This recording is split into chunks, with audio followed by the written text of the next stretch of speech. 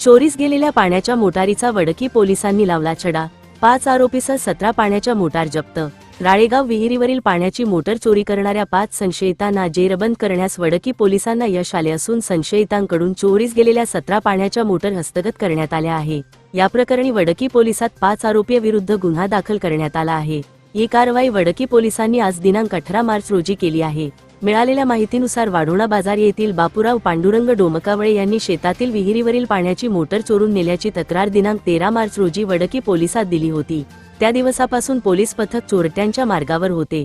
गोपनीय बातमीदाराचा आधार घेत पोलिसांनी वाढोणा बाजार येथील मिलिंद बाबूराव सातघरे, अमोल सुभाष शिरपूरकर, मंगेश सुभाष शिरपूरकर, प्रमोद सुरेश पोहनकर, महेंद्र गोसावी उईके या 5 संशयितांना ताब्यात घेतले व त्यांना विश्वासात घेऊन त्यांची चौकशी केली असता आरोपींनी बापूराव डोमकावळे राहणार वाढोणा बाजार, सुभाष मांडवकर राहणार लाडकी, उमेश झाडे राहणार वाढोणा बाजार, शंकर कुकडे राहणार वाढोणा बाजार, योगेश कोरे राहणार टाकळी, ससाने गुरुजी राहणार लाडकी, शिवा माहुरे राहणार वाढोणा बाजार यांचे व इतर शेतकऱ्यांच्या शेतातून पाण्याच्या मोटार चोरी केल्याचे सांगितले।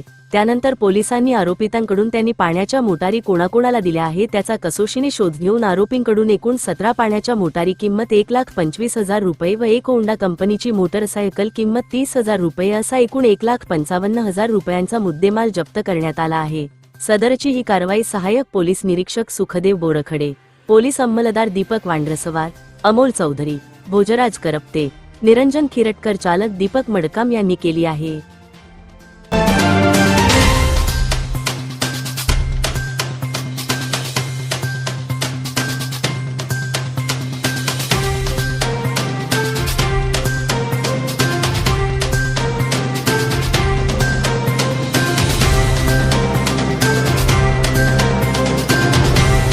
बातम्यांशी अपडेट राहण्याकरिता आजच आमच्या चॅनलला सबस्क्राइब करा आणि बेल आयकॉनवर क्लिक करा।